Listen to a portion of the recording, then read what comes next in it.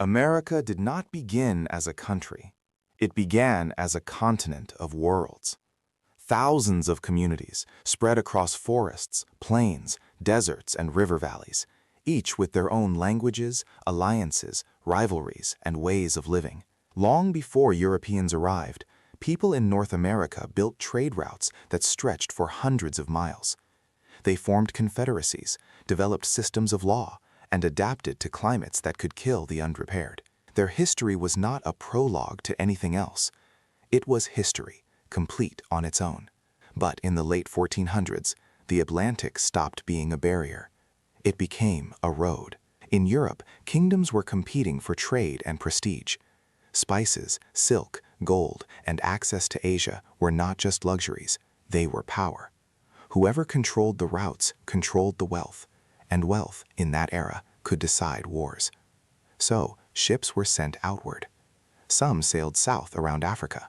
Some chased rumors of western routes, and some, by accident and ambition combined, collided with the Americas. The most famous collision came in 1492. Christopher Columbus reached the Caribbean, believing he had found a path to Asia. He had not, but what he had found was enough to redraw the map of the world. Because once European powers believed there was wealth across the ocean, exploration became competition. Spain moved first and fast. Portugal followed. France tested the coast. England watched, then acted. The Americas became a prize, and prizes invite violence. At first, the struggle was not only between Europeans and native peoples, it was also between Europeans and nature. Settlements failed, winters killed, hunger weakened, disease spread. When it worked because the land was rich, and because people learned quickly. Often, they learned from native communities who already understood the terrain. Then came the deeper transformation: disease. Old world illnesses, smallpox, measles, influenza, moved through the Americas with terrifying speed. Entire villages collapsed, social structures shattered, political balances shifted.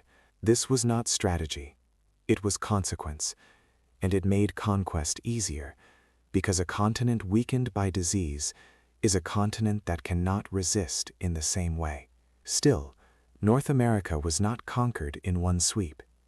It was contested, and for centuries it was contested in layers. First, by explorers testing coastlines, then by trading posts turning into towns, then by rival empires building forts and claiming rivers, then by families arriving, not to visit, but to stay. One of the earliest European footprints in North America came from the Norse. Around the year 1000, Vikings reached a northern coast and attempted small settlements. They did not last. The distances were too great, the support was too thin. And after those early attempts faded, Europe largely forgot. It would take nearly 500 years for Europeans to return in force. When they did, they came with different tools: better navigation, bigger ships, stronger monarchies, and a new hunger for global power. By the early 1600s, England began establishing permanent colonies along the Atlantic coast. In 1607, Jamestown was founded in Virginia. It nearly failed. The land was swampy, disease spread, food ran low, leadership fractured. Survival depended on discipline and local knowledge. Eventually, the colony stabilized and discovered its economic engine: tobacco. That crop became profit, profit investment, and investment became permanence. Jamestown held on, and once it held on, others followed. In 1620, another English group arrived with different motives. The Pilgrims landed in New England. They came seeking religious autonomy, but they also came into a land shaped by earlier waves of disease and conflict. Their survival depended on hard labor, fragile alliances, and timing. Over time, New England grew into a different kind of colonial society, more communal in its early form, more ideologically intense, and deeply shaped by religion.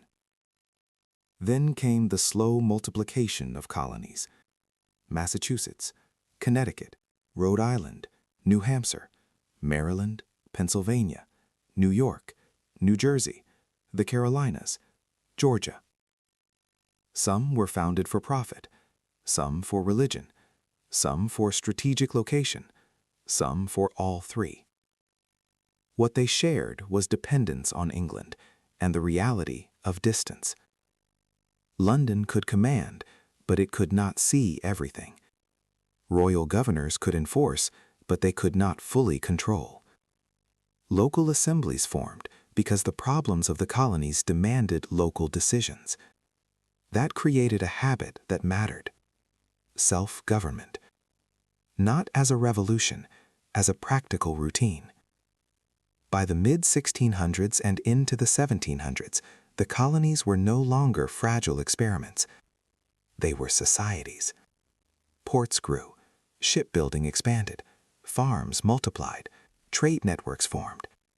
And with trade came a darker system: slavery. The Atlantic slave trade connected Africa, the Caribbean, South America, and North America into a vast economic machine. In the southern colonies, plantation agriculture became dominant. Tobacco, rice, indigo, and later cotton depended on forced labor. In the north, slavery existed as well, though in different forms and scales, and the broader economy still connected to the profits of slave-produced commodities. This was not a side story. It was foundational, because it shaped labor, it shaped wealth, it shaped political power, and it planted a contradiction at the core of the future nation: a society that spoke of liberty while building prosperity on bondage. At the same time, native peoples were not passive in this era. They negotiated, they traded, they fought, they adapted. They formed alliances with European powers when it benefited them, and they attacked when expansion crossed lines they would not accept. For native nations, Europeans were not a single force. They were multiple rivals, and rivalry could be used. But over time, the demographic and military balance shifted. As colonial populations grew, land hunger increased, pressure moved westward, and the frontier became a constant zone of conflict. By the 1700s, North America was no longer a distant collection of outposts. It was a battleground for empires. France controlled vast interior routes through the St. Lawrence River and the Mississippi. Britain held the Atlantic coastline with its dense colonial population. Spain controlled Florida and much of the Southwest, extending influence from its larger holdings in Mexico.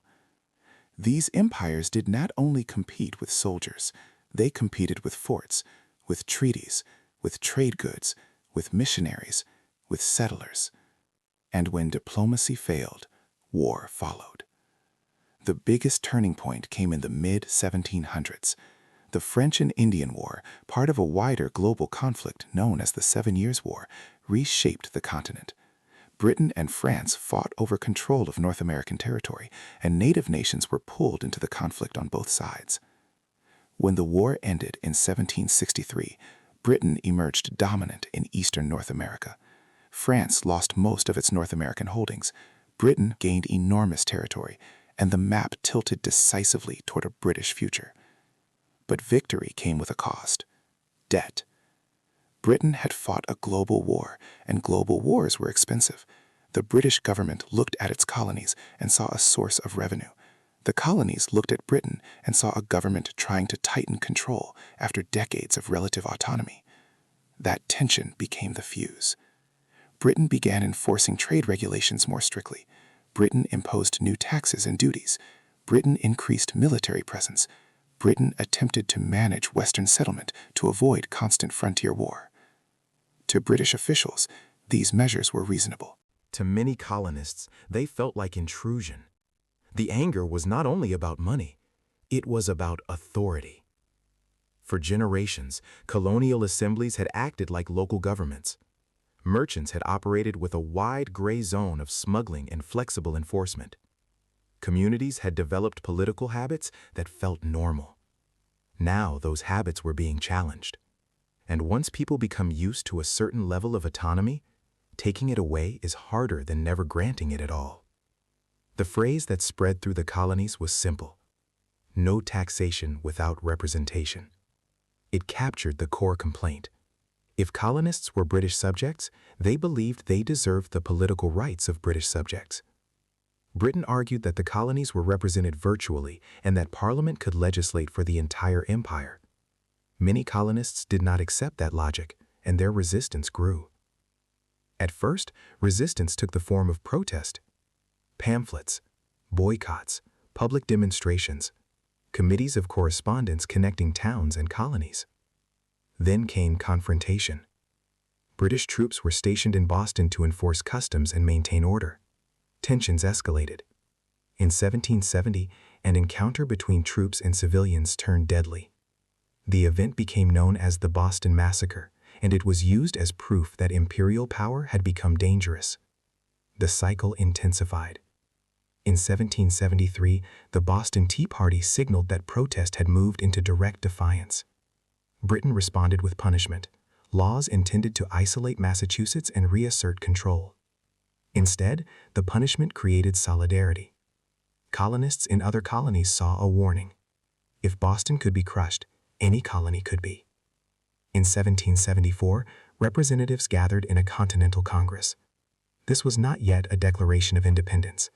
It was an attempt to coordinate resistance, to petition, to negotiate. But events moved faster than negotiation. In April 1775, fighting erupted at Lexington and Concord. This moment mattered because it shifted the situation from political conflict to open war. Once blood is spilled, backing down becomes harder. Once war begins, compromise becomes suspicious. And once people begin to fight together, identity begins to form. Over the next year, the colonies began creating the structures of a war effort. They formed a Continental Army. They appointed George Washington to lead it. They sought foreign support because defeating Britain alone was unlikely. The war was not smooth. The Continental Army faced shortages, desertions, and internal disagreements. British forces were professional and well supplied. Many colonists remained loyal to the crown, and the outcome was uncertain. But uncertainty did not stop momentum, because beneath the battles, something else was happening. A new political imagination was forming. In July 1776, the Continental Congress adopted the Declaration of Independence. This document did more than announce separation. It created a new justification for political legitimacy. It claimed that authority comes from the people, that governments exist to protect rights, and that when they fail, they can be replaced. In the world of kings, this was explosive. It transformed a rebellion into a revolution. It also created a permanent standard the new nation would struggle to live up to. Because if all men are created equal, then slavery is not a detail, it is a crisis. And that crisis would not go away. Not in 1776, not in 1783, not in 1787. It would remain, waiting inside the structure of the new republic. The war expands, the revolution survives its darkest moments, and the United States faces the harder task. Winning independence is one thing. Building a nation is another. The war that followed the Declaration of Independence was not heroic in the way later memory would portray it. It was uncertain, fragmented, often desperate. The Continental Army was not a single unified force driven by ideology alone. It was a collection of militias, short-term enlistments, and volunteers motivated by different reasons. Some fought for independence, some fought for local defense, some fought because war had reached their homes and neutrality was no longer possible. George Washington understood this weakness. From the beginning, his strategy was not to defeat Britain outright in every engagement. That was unrealistic. Britain had the strongest navy in the world and a professional army hardened by global warfare. Instead, Washington aimed to keep the army alive. Survival was victory. As long as the Continental Army existed, the revolution could not be declared over. The early years of the war were grim. In 1776, British forces captured New York. The Continental Army retreated again and again. Morale collapsed. Desertions increased. By the winter of 1777, the army settled at Valley Forge. It became a symbol, not of triumph, but of endurance. Soldiers froze, food ran short, disease spread. What held the army together was not comfort, but discipline slowly imposed. Training improved, leadership stabilized, and crucially, the revolution endured long enough for foreign powers to reconsider their interests. France had lost North America to Britain only a decade earlier. Revenge was strategic. In 1778, France formally allied with the American cause. This changed the war. French money, supplies, and naval power expanded the conflict beyond the colonies. Spain and the Dutch Republic later joined the struggle in their own ways, turning the American Revolution into part of a wider imperial war. Britain now had to fight on multiple fronts. The decisive moment came in 1781 at Yorktown. British General Cornwallis found himself trapped by American and French forces on land and by the French Navy at sea. With no escape and no relief, Cornwallis surrendered. The war did not end immediately, but the outcome was clear. In 1783, Britain formally recognized the independence of the United States. Victory created relief. Then, uncertainty. Because independence removed the external enemy that had unified the colonies. What remained were internal divisions. The first attempt at national government was weak by design. The Articles of Confederation created a loose alliance of states. The central government had no power to tax. It had no executive authority. It relied on voluntary cooperation. This structure reflected fear. Fear of centralized power. Fear of tyranny. Fear of recreating what had just been overthrown. But fear also created paralysis. The new nation struggled to pay debts. Trade disputes erupted between states. Foreign powers tested American weakness. By the mid-1780s, it was clear the system was failing. In 1786, an uprising in Massachusetts exposed the danger. Shays' Rebellion involved farmers burdened by debt and taxes, facing foreclosure and imprisonment. The state struggled to suppress the revolt. For many leaders, this was a warning. Liberty, without order, could collapse into chaos. In 1787, delegates gathered in Philadelphia. Officially, their task was to revise the Articles. In reality, they dismantled them. The Constitutional Convention was not democratic by modern standards. Participation was limited. Debate was secret. Compromise was constant. Large states wanted representation by population.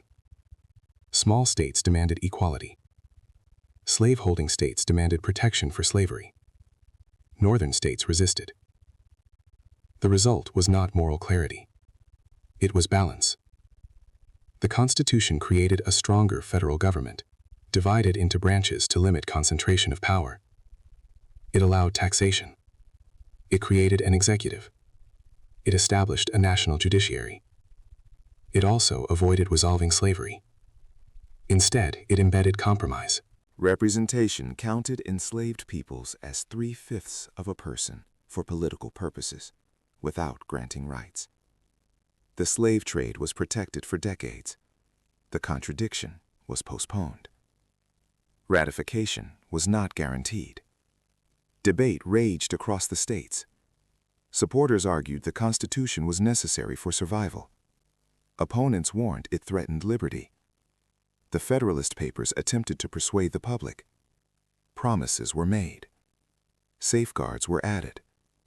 The Bill of Rights was adopted to secure ratification. In 1789, the new government began operating. George Washington became the first president. The experiment had begun. But the United States was not yet a stable nation. Political divisions emerged almost immediately. Alexander Hamilton favored a strong central government, national banking, and close ties with Britain. Thomas Jefferson favored limited federal power, agrarian independence, and sympathy with revolutionary France. These differences hardened into factions, then into parties. The very thing many founders feared had arrived: partisan politics. Foreign wars tested neutrality. Economic policy divided regions. Public debate intensified. Yet the system held. Power transferred peacefully. Institutions survived leadership changes. That alone was significant. Meanwhile, the nation expanded. In 1803, the Louisiana Purchase doubled the size of the United States. The land was vast, its future uncertain. But expansion promised opportunity and security. It also intensified conflict. Native nations faced increasing pressure. Slavery spread into new territories. The balance between free and slave states became fragile. By the early 1800s, the United States had secured independence. It had built a working government. And it had acquired a continent-sized ambition. But beneath the surface, the unresolved contradiction remained.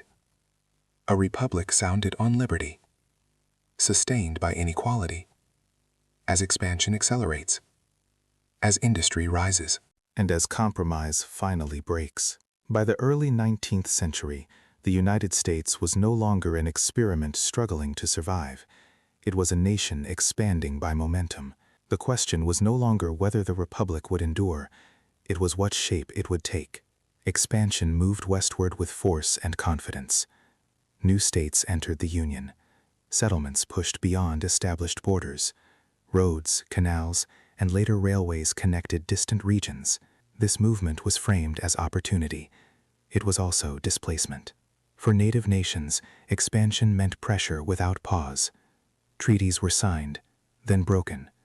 Borders were redrawn, then ignored. Some native leaders sought accommodation.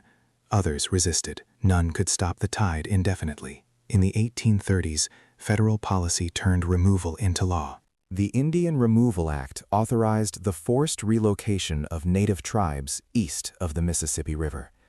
Entire communities were uprooted. Families were marched westward under military supervision. The Trail of Tears was not an accident. It was policy. Thousands died. At the same time, American democracy was changing. Property requirements for voting were falling. White male suffrage expanded. Political participation widened. This period became known as the Age of Jacksonian Democracy. It promised popular rule. It delivered mass politics. Campaigns became emotional. Rallies grew large. Parties mobilized voters directly. But this expansion of democracy had limits. Women could not vote. Native people were excluded. Enslaved people were property. Democracy widened for some by narrowing for others. Meanwhile, the economy transformed. In the North, industry accelerated. Factories multiplied. Cities expanded. Immigration surged. In the South, plantation agriculture deepened. Cotton production exploded. Slavery became more entrenched. The invention of the cotton gin made slavery more profitable, not less. This hardened divisions. The North and South were no longer just regions. They were systems. Different labor structures, different economic incentives, different moral justifications. Every new territory raised the same question: would it be free or slave? Compromise delayed conflict. The Missouri Compromise balanced admissions. The Compromise of 1850 postponed decisions. The Kansas-Nebraska Act reopened wounds. Violence erupted on the frontier. Political debate turned bitter.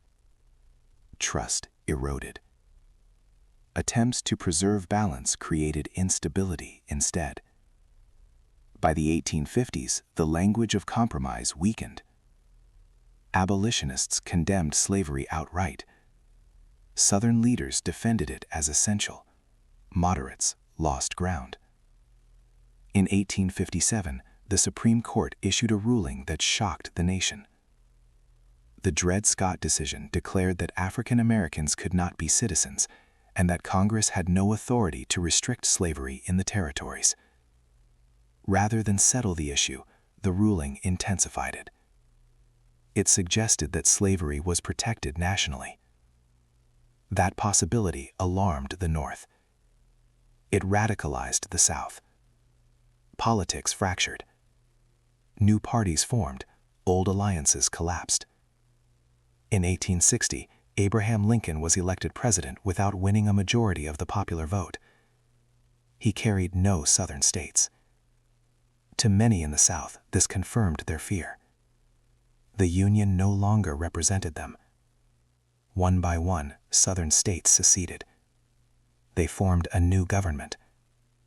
They claimed the right to leave peacefully. The federal government rejected that claim. In April 1861, Confederate forces fired on Fort Sumter. The Civil War began. It was the deadliest conflict in American history.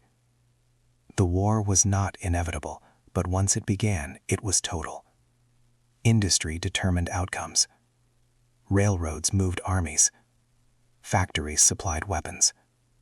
The North had advantages: more population, more industry, more infrastructure. The South had commitment, local knowledge, a defensive position. For years, the outcome was uncertain. Battles devastated landscapes. Casualties mounted. Cities burned. The war transformed purpose over time. At first, the Union fought to preserve itself. Later, it fought to end slavery. In 1863, the Emancipation Proclamation reframed the conflict. Slavery became a military target. Freedom became a war aim. When the war ended in 1865, the Union survived. Slavery was abolished. The Constitution was amended. But peace did not bring clarity. The nation had been preserved. Its future was unresolved. Reconstruction followed. Federal troops occupied the South. Formerly enslaved people sought citizenship, land, and security. New governments formed. For a brief moment, interracial democracy existed. Then it collapsed. Violence returned. Federal commitment waned. White supremacy reasserted itself through law and terror. Reconstruction ended. The promises of freedom narrowed. By the late 1800s, the United States was reunited in name, but deeply divided in reality. Power shifts from farms to factories, from regions to corporations, and America enters the modern age. When the Civil War ended in 1865, the United States faced a problem larger than rebuilding cities and rail lines. It had to decide what victory meant. The war had preserved the Union.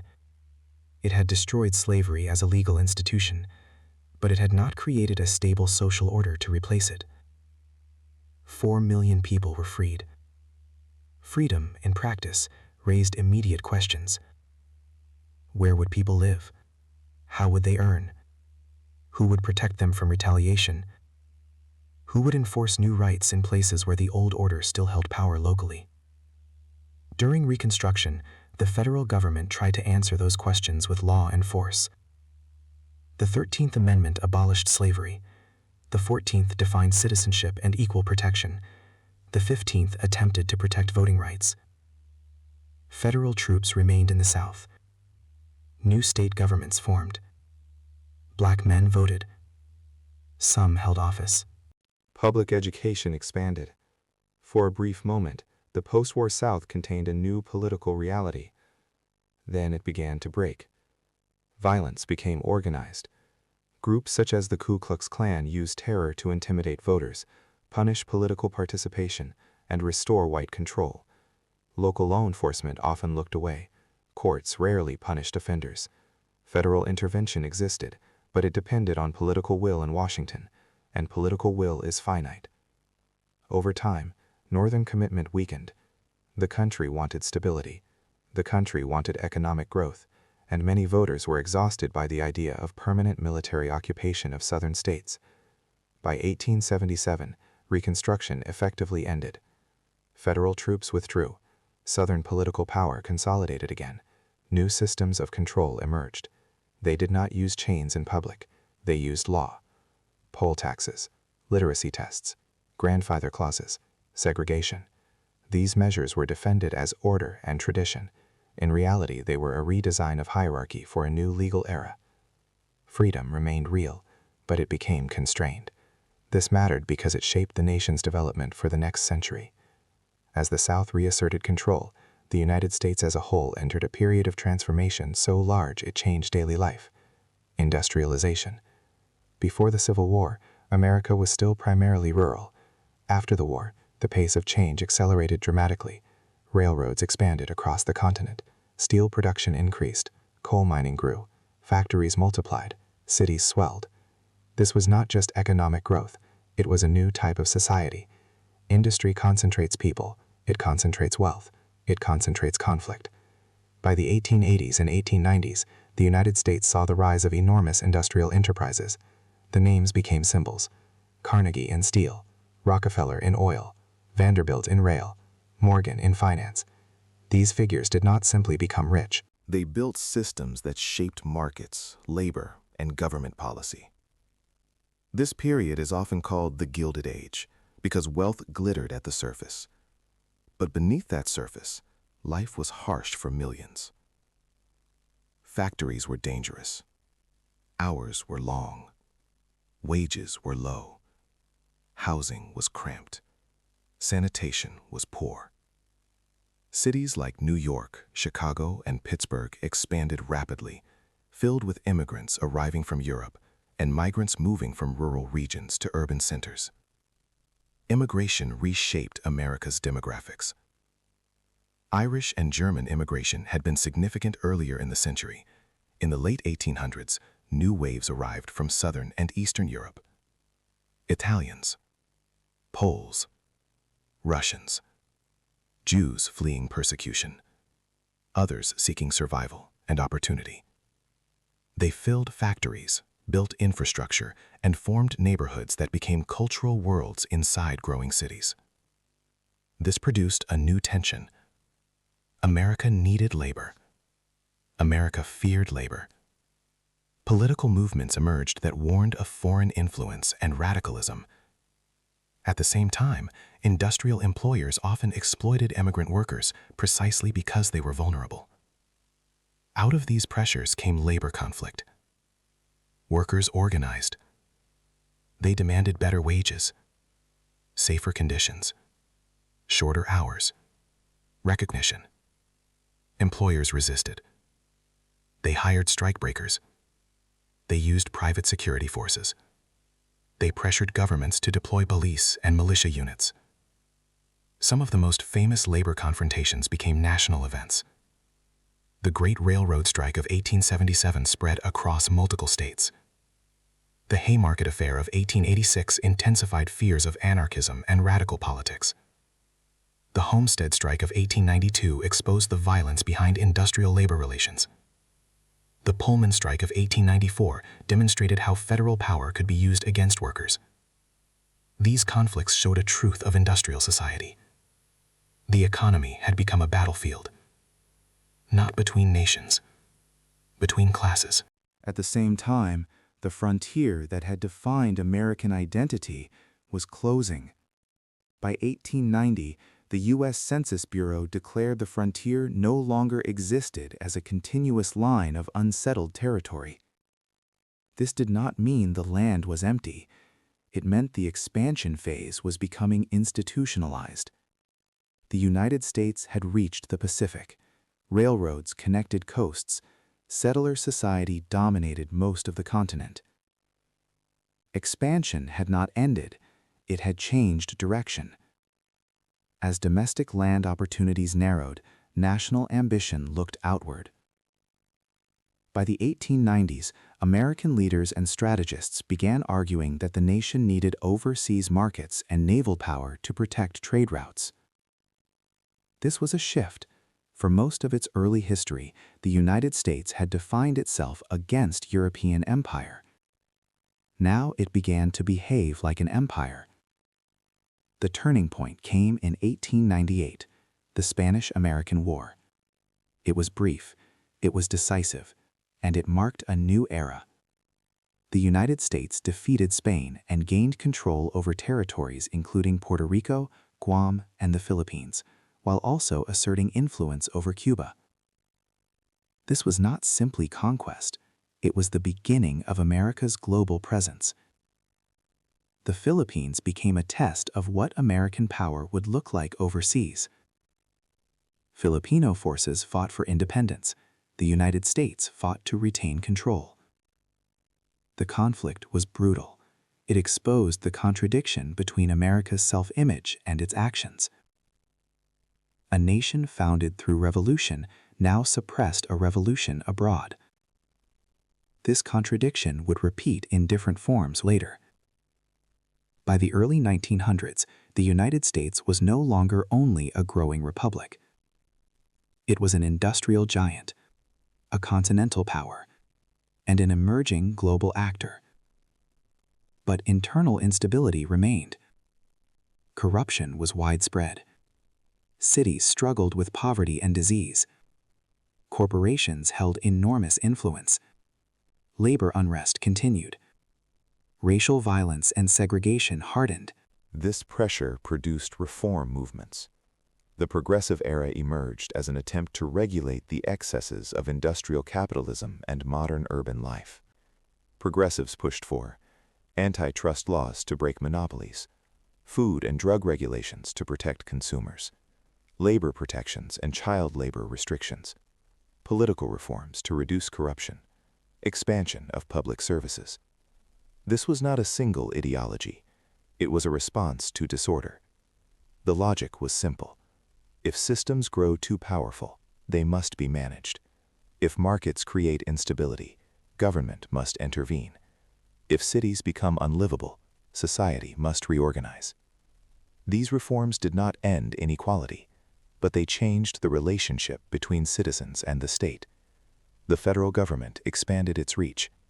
More agencies, more regulation, more direct influence over economic and social life. By 1914, the United States stood on the edge of another transformation. It had become strong enough to shape events beyond its borders. It had developed internal systems to manage industrial society.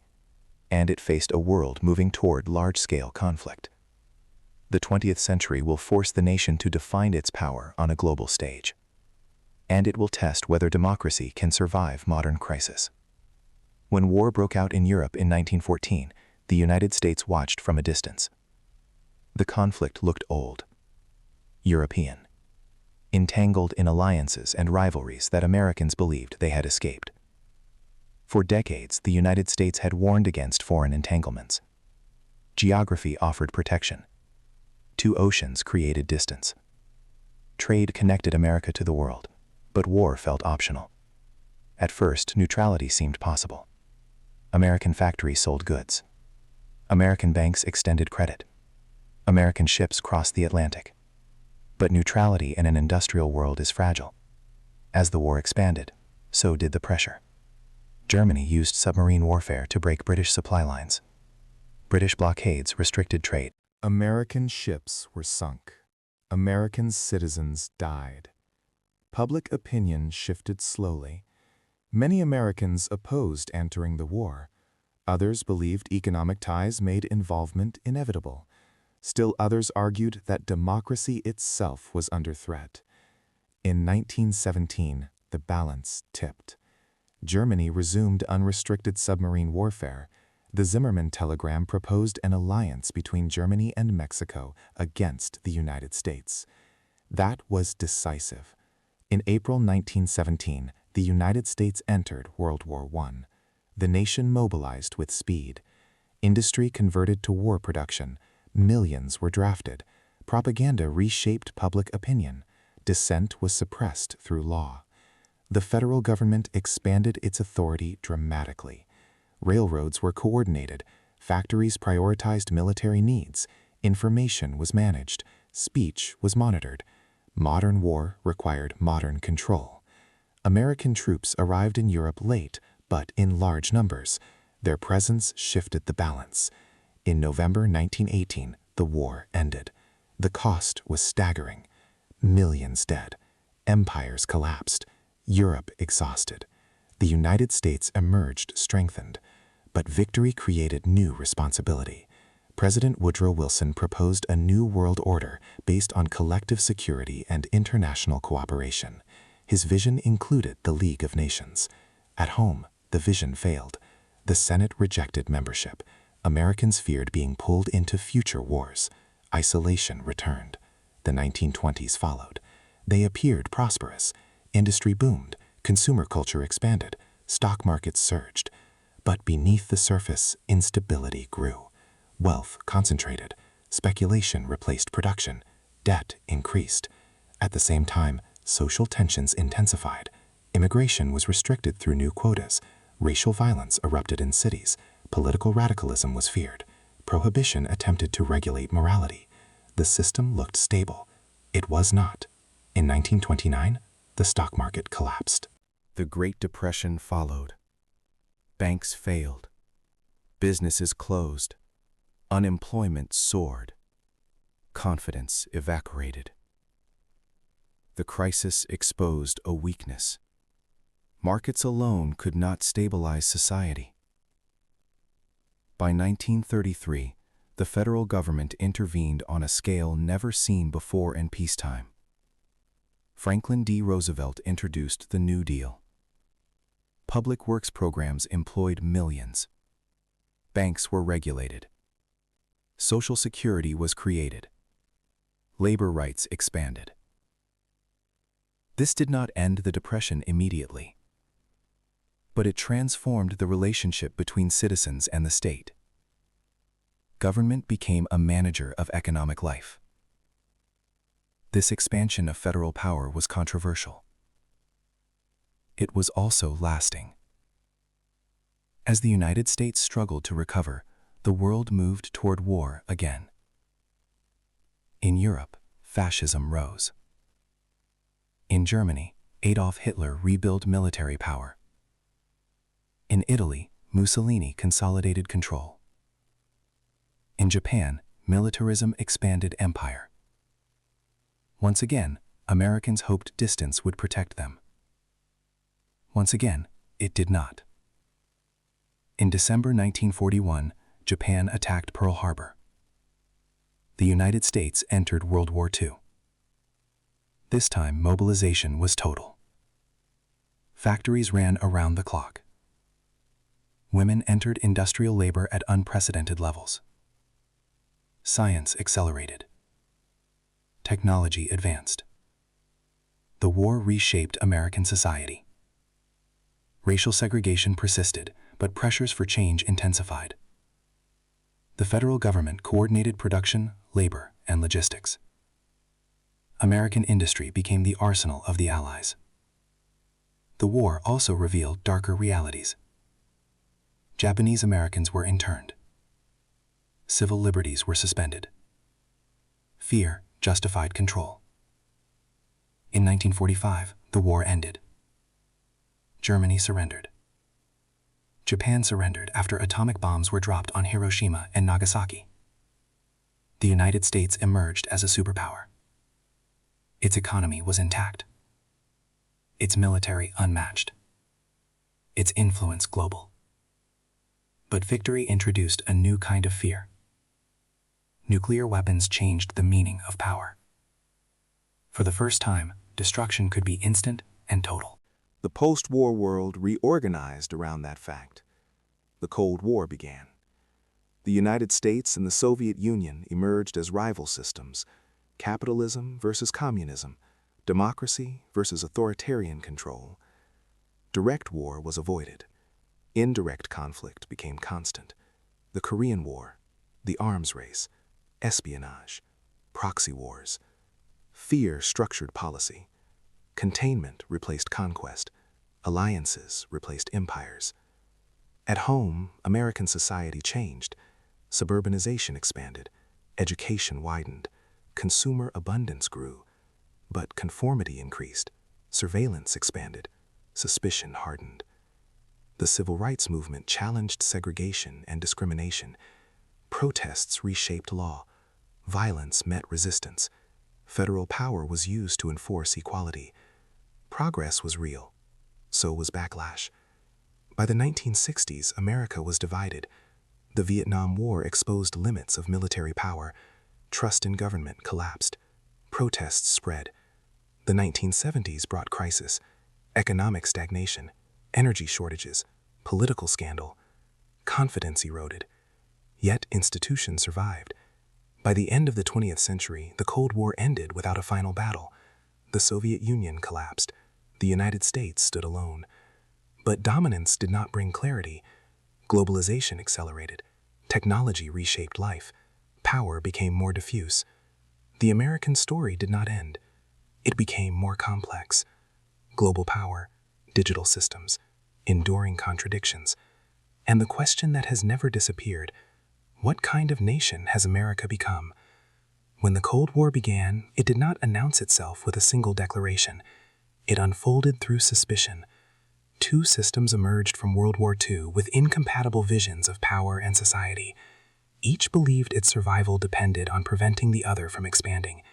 Each believed history itself was on its side. The United States framed its role as defensive. The Soviet Union framed its role as protective. Both were expanding.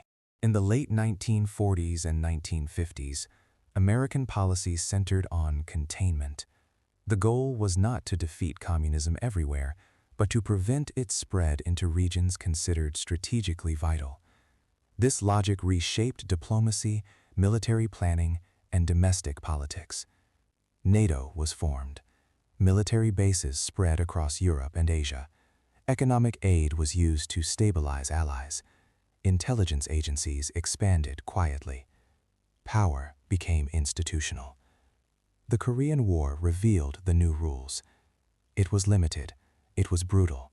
It ended without resolution. Millions died, and the border barely moved. This pattern repeated. Power was exercised without victory, violence without closure. At home, the Cold War altered American society. Fear of infiltration spread. Loyalty was questioned. Careers were destroyed by suspicion. McCarthyism thrived not because accusations were always believed, but because fear discouraged resistance. The lesson was clear. In a system built on fear, silence becomes safety. By the late 1950s and early 1960s, competition expanded beyond the battlefield. Space became symbolic. The Soviet launch of Sputnik shocked Americans. It suggested technological vulnerability. It suggested strategic weakness. The response was massive. Education funding increased. Science gained prestige. NASA was created. The space race was not about exploration. It was about credibility. In 1969, when Americans walked on the moon, it was framed as triumph. It was also reassurance, proof that the system could still mobilize resources toward a shared goal. But beneath the spectacle, tension grew. The civil rights movement forced the nation to confront contradictions it had postponed for generations. Segregation was not accidental. It was systemic. Through protest, legal challenge, and federal intervention, barriers were broken. Voting rights expanded. Public spaces integrated. Discrimination was challenged openly. This required federal power. The same government that claimed to defend freedom abroad was compelled to enforce it at home. Progress was real. Resistance was violent. The Vietnam War exposed another contradiction. American power was immense. American control was limited. Technology dominated battlefields. Political legitimacy evaporated. The war dragged on. Casualties mounted. Trust collapsed. By the early 1970s, confidence in leadership eroded. The Watergate scandal confirmed public suspicion. Power was no longer assumed to be restrained by character. It had to be restrained by oversight. Reform followed. Congress reasserted authority. Intelligence agencies were scrutinized. Transparency became a political demand. Yet the global system continued to evolve. The late 20th century brought economic restructuring. Manufacturing declined. Service industries expanded. Finance grew dominant. Globalization accelerated. Capital moved freely. Supply chains stretched worldwide. American corporations became global actors. This created efficiency. It also created fragility. Jobs disappeared in some regions. Wealth concentrated, communities hollowed out. By the 1980s, political priorities shifted. Government regulation was reduced, markets were trusted, military spending increased. The Cold War intensified briefly, then ended abruptly. In 1991, the Soviet Union collapsed. The event surprised nearly everyone. There was no decisive battle, no final confrontation. The system failed internally. The United States emerged as the sole superpower. This moment was described as victory, but it was also disorientation. Without a rival, American power lacked a clear boundary. Interventions followed. The Gulf War demonstrated overwhelming military capability. Peacekeeping missions expanded. Humanitarian justifications accompanied force. At the same time, technology transformed daily life. The internet connected individuals. Information moved instantly. Commerce accelerated. Power shifted again, not away from the state, but into systems, financial markets, digital platforms, data networks. Control became indirect. After September 11, 2001, fear returned openly. The attacks reshaped priorities overnight. Security expanded, surveillance increased, military force was deployed abroad. The war on terror had no clear endpoint. Enemies were diffuse, geography was fluid, victory was undefined. The costs accumulated. Wars in Afghanistan and Iraq reshaped regions. Lives were lost. Trust eroded further. At home, debates intensified. Liberty versus security. Intervention versus restraint. Power versus accountability. The financial crisis of 2008 exposed systemic weakness. Markets failed. Institutions collapsed. Public faith suffered. Government intervened again at massive scale. The pattern repeated. Systems promised stability. Crisis revealed fragility. Power expanded to contain damage. By the 2010s, American society was deeply polarized. Technology amplified division. Information fragmented. Consensus weakened. Global competition returned in new forms. Economic rivalry, technological dominance, influence over norms and standards. The United States remained powerful. It was no longer uncontested. What defines modern America is not decline or dominance. It is tension. Between ideals and outcomes, between freedom and control, between global influence and domestic division. The story does not resolve cleanly. It never has. America is not a finished project. It is a system in motion, built through expansion, stabilized through institutions, challenged by its own contradictions. History does not ask whether a nation is good or bad. It asks whether it adapts, and whether the costs of adaptation are acknowledged. This is where the story rests, not at an ending, but at a condition. The United States still shaping power, and still being shaped by it. By the early 21st century, the United States found itself in a position unlike any it had held before. It was powerful without being secure, influential without being unified, connected to the world more deeply than ever, yet increasingly divided within its own borders. The institutions built during earlier eras still functioned. Elections continued. Courts inaugurated. Markets moved. But confidence in those systems weakened. The digital revolution changed how Americans interacted with information. News no longer arrived at set times. It flowed constantly. Algorithms prioritized speed, engagement, and reaction. This altered public life. Attention became fragmented. Consensus became difficult. Narratives competed without a shared referee. Technology did not create division. It accelerated it. At the same time, economic pressures accumulated. Global supply chains brought efficiency and lower costs. They also shifted production away from domestic communities. Entire regions lost industries that had sustained them for generations. New wealth concentrated in finance, technology, and global services. Older forms of stability declined. This imbalance fed resentment. Politics became a channel for anger. Cultural identity hardened. Trust eroded further. Foreign policy reflected similar tension. The United States remained militarily dominant, but dominance did not guarantee outcomes. Interventions produced mixed results. Allies questioned reliability. Rivals tested boundaries. Power no longer meant control. It meant influence under constraint. Meanwhile, global challenges ignored borders. Climate change intensified. Pandemics spread rapidly. Cyber operations blurred peace and conflict. These problems required coordination. They also exposed limits of national authority. Inside the United States, debates over governance sharpened. Who decides? Who benefits? Who bears the cost? Questions that had appeared at earlier moments returned in new form. The legacy of slavery continued to shape inequality. Racial disparities persisted in wealth, health, and opportunity. Movements demanding justice gained visibility. Backlash followed. Immigration remained contentious. Demographic change accelerated. Definitions of national identity were contested openly. These debates were not new.